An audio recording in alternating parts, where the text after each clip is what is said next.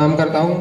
सर्वप्रथम आप सभी को गणतंत्र दिवस की हार्दिक शुभकामनाएं। चार पंक्तियों में अपना परिचय आप तक पहुंचाता हूँ कि अंधेरे में उम्र गुजारी उजियारे से द्रोह नहीं है, और हम कांटों पर चलने वाले फूलों से भी मोह नहीं है।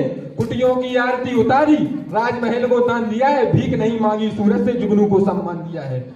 मान्यवर, हाल ही में अभी सिक्किम में एक घटना हुई जिसमें इस बुंदेलखंड क्षेत्र अंतर्गत ललितपुर जनपद से ग्राम सोजना के लाल श्री चरण सिंह जी का निधन हुआ था। उसमें तो चार पंक्तियां उनके चरणों में रखना चाहता हूं कि समर में जय पराजय तो हजारों बार होती है, समर में जय पराजय तो हजारों बार होती है, मगर ठंडक कलेजे को लहू की धार देती है, और देते जान जो अपनी इस वतन के मान के खातिर समूचे विश्व में उनकी जय जयकार होती है। मान्यवर, तब कहना चाहता हूं कि सुंदरता कलियों की लिखूं या रावण का भेष लिखूं, सुंदरता कलियों की लिखूं या रावण का भेष लिखूं, मछली जल के मध्य बनपता वर्तमान में दोष लिखूं, मैं चपला की चमक धमकती चमचम चंचल चाल लिखूं, या राष्ट्रद्रोही के दीमक पर मैं जलती हुई मसाल लिखूं, अरे अंधे बहरे लगड़े सिंहासन का झूठा बाल लिखूं, या तीन रंगों से बना तिरंगा इसका स्वाभिमान लिखूं, और पगड़ी टोपी तिलक लगाकर धर्मों का ईमान लिखूं, या लाल लहू की बूंद बूंद से केवल हिंदुस्तान लिखूं।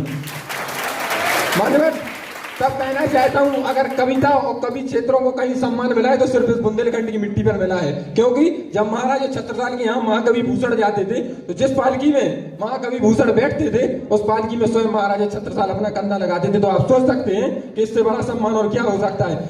तब सुनील जोगी जी कहते हैं कि वह कविता है जिसने गौरी को शब्द बाण से मारा था, वह कविता है जिसने गौरी को शब्द बाण से मारा था, वह कविता है जिसके स्वर में दिनकर जी ने हुंकारा था, वह कविता है जो मानस बनकर घर घर गाई जाती है, और वह कविता है जिसके स्वर में आरती सजाई जाती है। वो वंदे मातरम कविता थी, सब गोरे आग बबूला थे। वह कविता है जिसको गा करके सेनानी फांसी झूले थे। और कविता रंगों के बीच अगर जागा हो कविता होरी बन जाती है, और माँ का स्वर मिल जाए तो कविता लोरी बन जाती है। मत पूछो कविता की ताकत, ये स्वाभिमान बन जाती है। कविता ही है जो सवा अरब का राष्ट्रगान बन जाती है, और ये राष्ट्र कहीं ना सो जाए रातों को जागा करते हैं, इसकी खुशहाली की खातिर मन्नत मांगा करते हैं। और ये सूर कबीर तुलसी मीरा के वंशज इनका वंदन करिए, और दोनों हाथ उठा करके कवियों का अभिनंदन करिए। मान्यवर, तब कहना चाहता हूँ कि अगर योगदान आजादी के समय में बुंदेलखंड क्षेत्र का कुछ अलग ही रहा है। आज भी जब लंदन के लोग महारानी लक्ष्मीबाई का नाम सुनते हैं तो उनके माथे से पसीना छूट जाता है। वह बुंदेलखंड क्षेत्र जहां पर महारानी लक्ष्मीबाई ने अपने दस्तक फुट को पीठ पर मारकर अंग्रेजों के दांत खट्टे कर दिए, लेकिन झांसी के स्वाभिमान को कभी झुकने नहीं दिया। मान्यवर, ये बुंदेलखंड क्षेत्र लाला हरदौल की माटी है, जिन्होंने भाभी के परिवार की मर्यादा को बचाने के लिए जहर को पीना तो स्वीकार किया, लेकिन परिवार की मर्यादा पर कभी कोई आंच नहीं आने दी। आज भी जब आला हुदल का नाम सुनते हैं तो तलवार नाचने लग जाती है।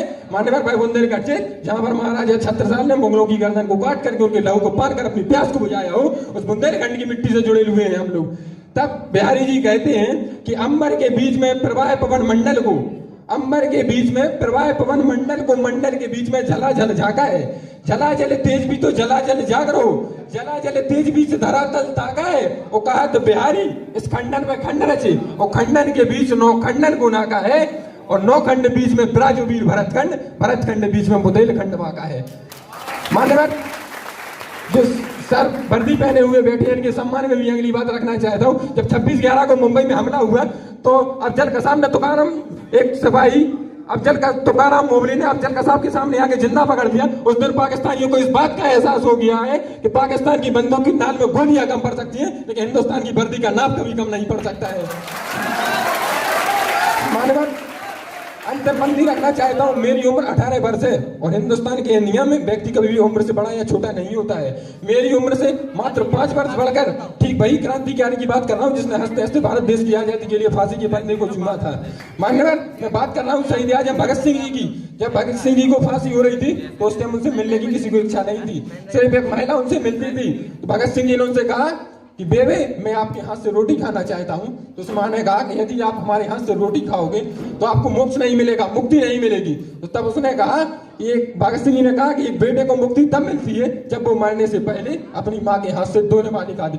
23 मार्च 1931 को शाम 7:30 बजे वो बेबे सोचती है कि उसका मोए बेटा बेटा कल फांसी पर चढ़ेगा, लेकिन उस सवागिन को क्या पता कि उसका बेटा तो आज इसी वक्त बेटे से तख्ते की ओर निकल दिया है। मैं पंक्तियां सौंपता हूं आपके भी कि साफ सफाई करने वाली बेबे का मन व्याकुल था, साफ सफाई करने वाली बेवे का मन व्याकुल था और माँ के उस संबोधन को भुला सकी ये मुश्किल था। कितने भोलेपन से उसने अंतिम इच्छा बतलाई, जाति धर्म सब छोड़कर मेरे हाथों से रोटी खाई। उस पल ऐसा लगता था जैसे वो कृष्ण कन्हैया हो। उस पल ऐसा लगता था जैसे वो कृष्ण कन्हैया हो और पल भर को यूं लगा जैसे मुझ में यशोदा मैया हो। तो लौटा दे जो लाल मेरा तो उसकी झोली भर दूंगी, लौटा दे जो लाल मेरा तो उसकी झोली भर दूंगी और जिसे जनाए भगत की बदले उसे निछावर कर दूंगी।